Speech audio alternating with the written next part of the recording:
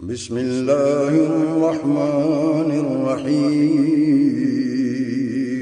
شروع اللہ کے نام سے جو بڑا مہربان نہایت رحم والا۔ اللہم صلی علی سیدنا و مولانا محمد۔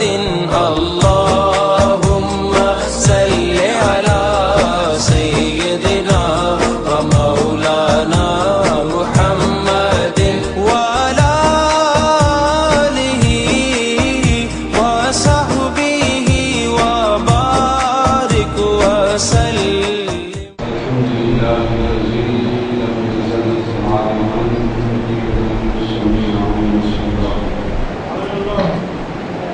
الصلاة والسلام على من أرسله بالحق بشيرا ونذيرا وداعيا إلى الله بإذنه وسراجا منيرا صلى الله عليه وسلم وعلى آله وأصحابه أجمعين، أما بعد فأعوذ بالله من الشيطان الرجيم، بسم الله الرحمن الرحيم۔ ووالد وما ولد، صدق الله العظيم۔ قال الله تبارك وتعالى في القرآن المجيد والفرقان الحميد في شان حبيبه مخبرا وعاملا، إن الله وملائكته يصلون على النبي يا أيها الذين آمنوا صلوا عليه وسلموا تسليما۔ الصلاة والسلام عليك يا سيدي يا رسول الله وعلى آلك وأصحابك يا حبيب الله۔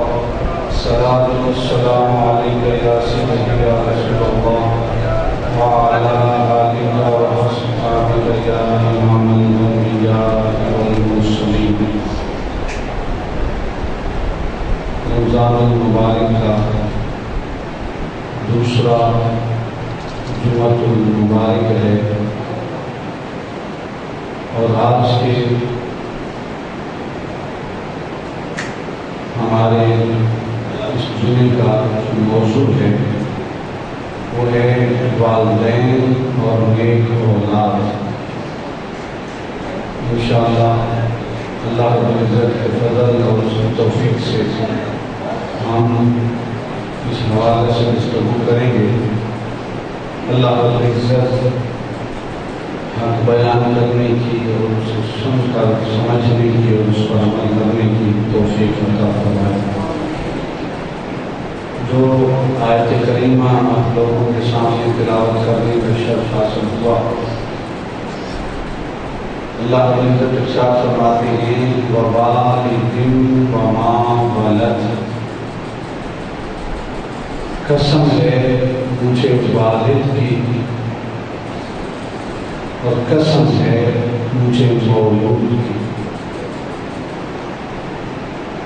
قسم ہے مجھے باپ کی اور قسم ہے مجھے پیدا ہونے والے بیٹے کی۔ ہم ترجمہ تو پڑھ چکے، لیکن ہمیں کیا پتا کس والد کی قسم اٹھائی جا رہی ہے، کس مولود کی قسم اٹھائی جا رہی ہے، کس باپ کی قسم اٹھائی جا رہی ہے اور کس بیٹے کی قسم اٹھائی جا رہی ہے۔ ہم علماء کے حضور پیش ہوئے، علماء مفسرین کی بارگاہ میں حاضر ہوئے کہ ہمیں بتائیے والد سے کون مراد ہے اور بیٹے سے کون مراد ہے۔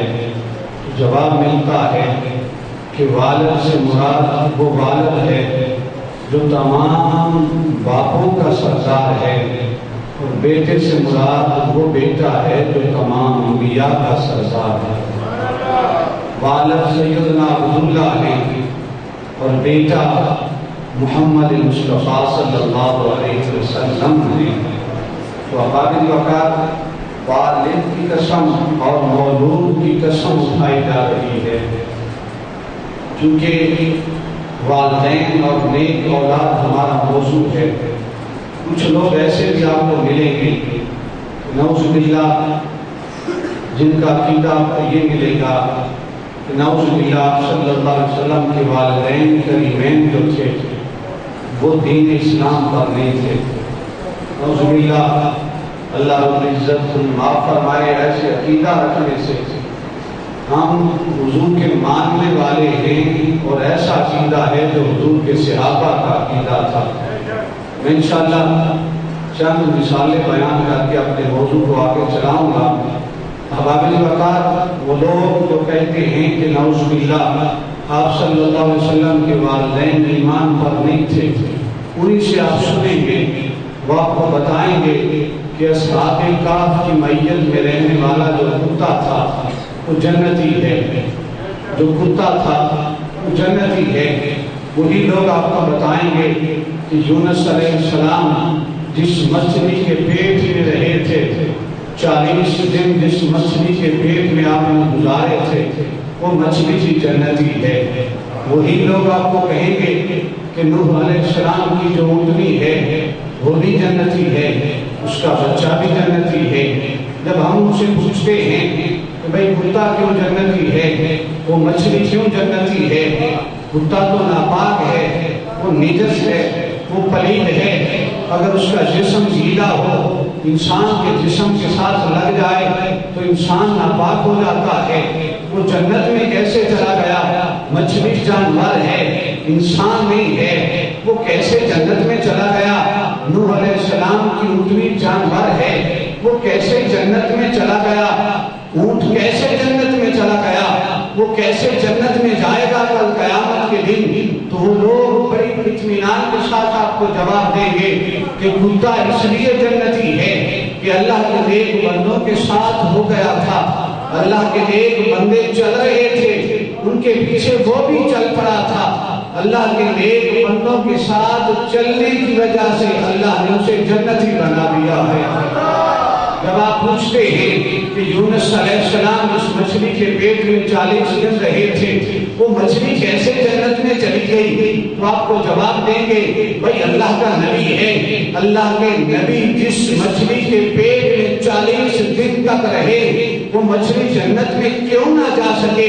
احباب وقار وہ جب اونٹ کا پوچھا جاتا ہے تو وہی جواب دیں گے کہ اونٹ جنتی ہے۔ کیوں جنتی ہے؟ اس لیے کہ اس کی نسبت اللہ کے نبی کے ساتھ ہو گئی۔ میں سوال کرتا ہوں کہ جس حیوان کے پیٹ میں اللہ کا نبی 40 دن تک رہتا ہے، وہ مچھلی تو جنت میں جا سکتی ہے، جس ماں کے پیٹ میں اللہ کا نبی 9 ماہ رہا، وہ ماں جنت میں کیوں نہیں جائے گی؟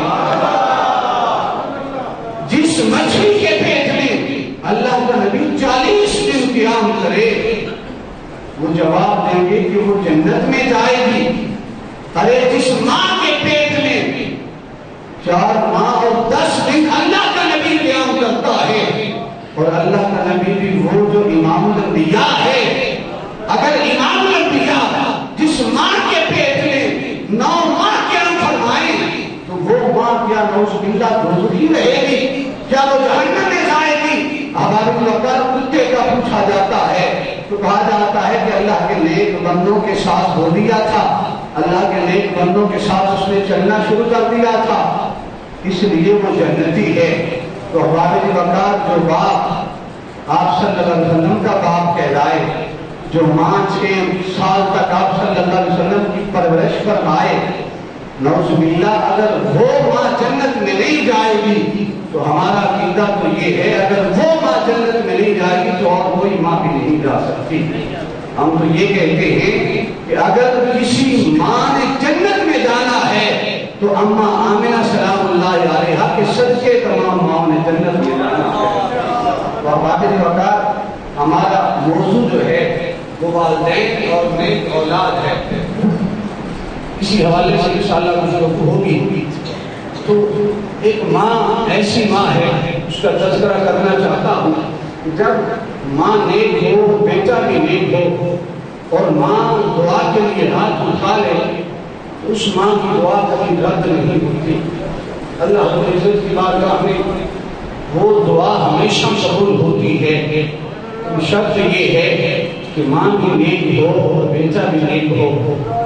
البدایہ و نہایہ حافظ ابن کثیر ذکر کرتے ہیں، چھٹی جلد ہے، صفحہ نمبر 154 155 ہے، بیروت کا چھاپا ہے، مرتبہ المعارف ہے، حضرت انس بن مالک راوی ہیں۔ حضور کے صحابی فرماتے ہیں کہ ہم حضور کے ایک صحابی جو اس کی تیمارداری کے لیے گئے،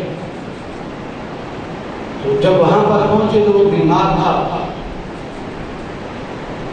ہم نے تیمارداری کی، تھوڑی دیر تیمارداری کرنے کے بعد ہم نے دیکھا کہ نزع کی کیفیت ہے، حضور کا وہ صحابی دنیا سے چلا جاتا ہے، اس کی جان آخرین کے حوالے ہو جاتی ہے۔ جب ہم نے دیکھا کہ ہمارا بھائی ہے، حضور کا غلام ہے، اب اس کی روح کفن مسلم سے پرواز کر چکی ہے، ہم نے کیا کیا؟ چادر لی اور اپنے اس بھائی کے اوپر چادر ڈال دی۔ یہ تو ویسے ہی فوت ہو گیا ہے، اب اس کے اوپر چادر ڈال دی۔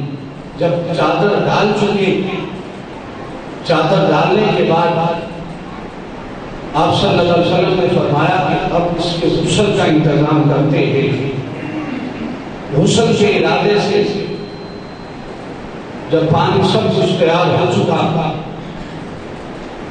غسل کرانے کے لیے، تو آپ صلی اللہ علیہ وسلم نے حضرت انس بن مالک سے کہا کہ انس ذرا اس کی والدہ کو بھی خبر دے دو، اس کی والدہ کو بھی پتہ چل جائے۔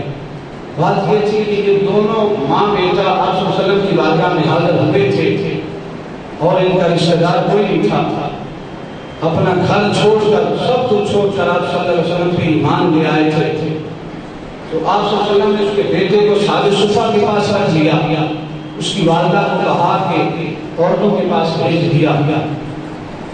اب وہ عورتوں کے پاس رہتی تھی، یہ مردوں کے پاس رہتی، نوجوان سے حاصل تھا۔ جب مر گیا آپ صلی اللہ علیہ وسلم نے کہا کہ اس کی والدہ کو خبر دے دو۔ حضرت انس بن مالک اس کی والدہ کے پاس حاضر ہوتے ہیں، والدہ کو جا کر خبر دی کہ آپ کا بیٹا مر گیا ہے۔ جب والدہ کو خبر پہنچی، جب والدہ ہو، اکلوتا بیٹا ہو، یہی آسرا ہو، تو جب مر جائے تو والدہ کو تکلیف تو ہوتی ہے۔ جب والدہ نے سنا تو استفہامی انداز میں پوچھا، وقت ماتا، کیا میرا بیٹا مر گیا ہے؟ وقت ماتا، کیا میرا بیٹا مر گیا ہے؟ تو حضرت انس بن مالک جواب دیتے ہیں، ہم نے کہا نعم، ہاں تیرا بیٹا مر گیا ہے۔ اس کی ماں نے جب دیکھا کہ میرا بیٹا مر گیا ہے، حضور کی صحابیہ ہے، حافظ ابن کثیر یہ ابن تیمیہ کے شاگرد ہیں، جو ان کے بڑے قریبی ہیں، ماننے والے ہیں۔ حباب الوقار جب حافظ ابن کثیر لکھتے ہیں، اور آج بھی ان کی قبر ابن تیمیہ کے ساتھ ہے، مرتے ہوئے وصیت یہ تھی کہ میری قبر ابن تیمیہ کے ساتھ رکھنا۔ ابن تیمیہ کے شاگرد ہیں حافظ ابن کثیر، اور یہ مورخ بھی ہیں، محدث بھی ہیں، مفسر بھی ہیں۔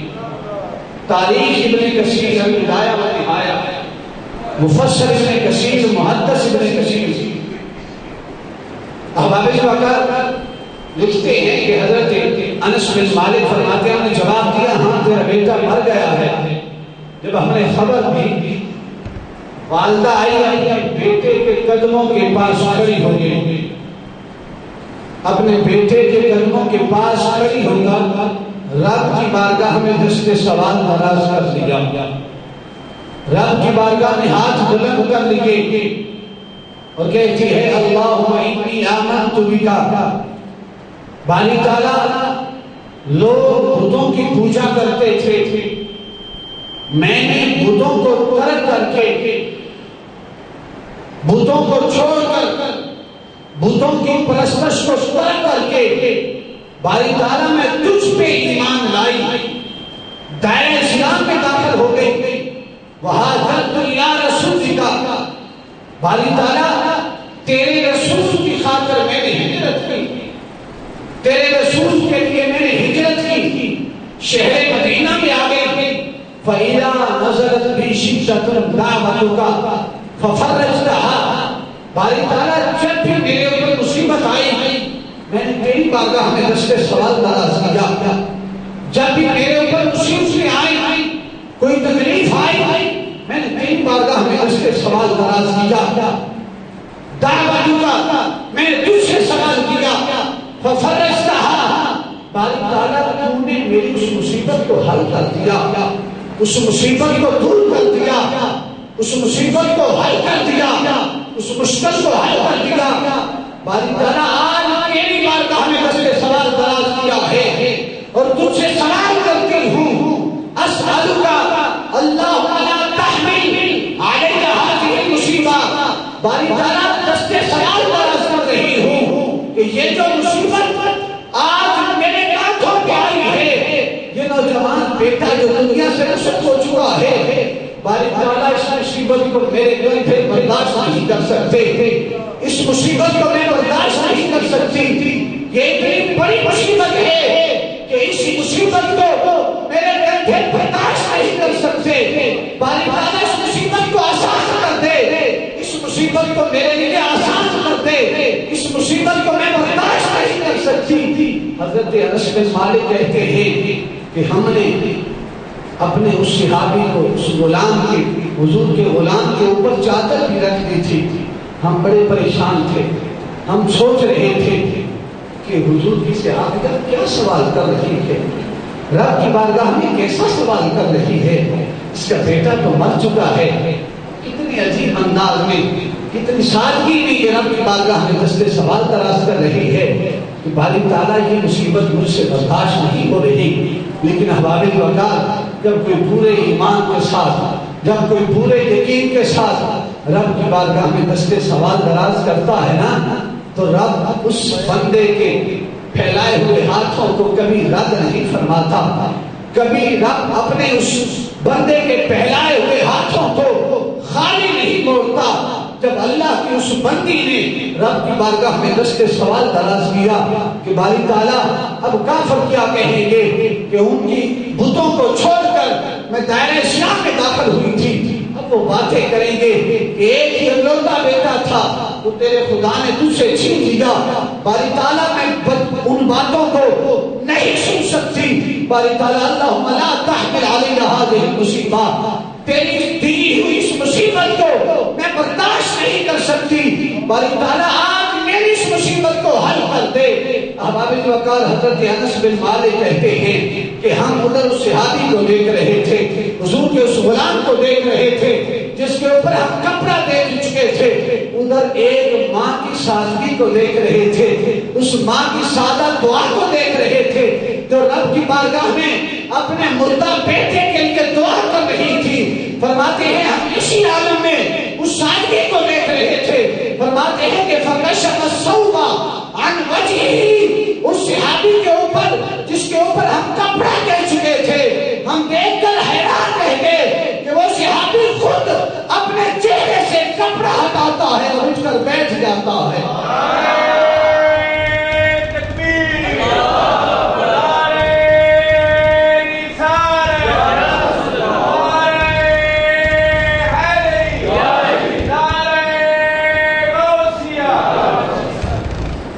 فرماتے ہیں کہ ہم حیران تھے, اس کی سادگی کو دیکھ رہے ہیں, اتنے سادے انداز میں وہ دعا مانگ رہی ہے.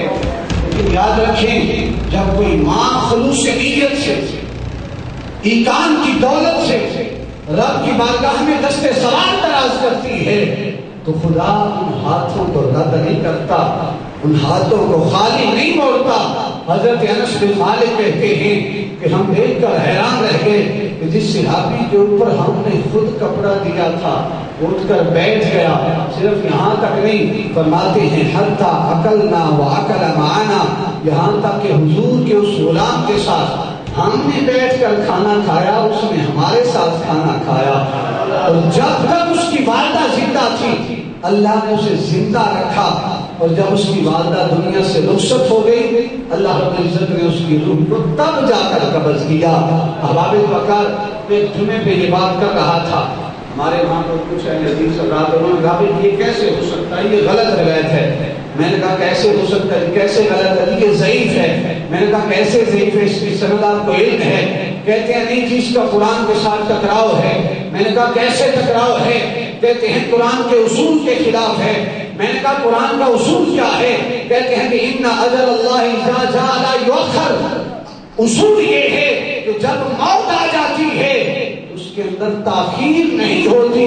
قرآن کا یہ اصول ہے، اس اصول کے ساتھ یہ آئے، یہ واقعہ جو ہے ٹکرا رہا ہے، اس لیے یہ ضعیف ہے، اس لیے یہ روایت ضعیف ہے۔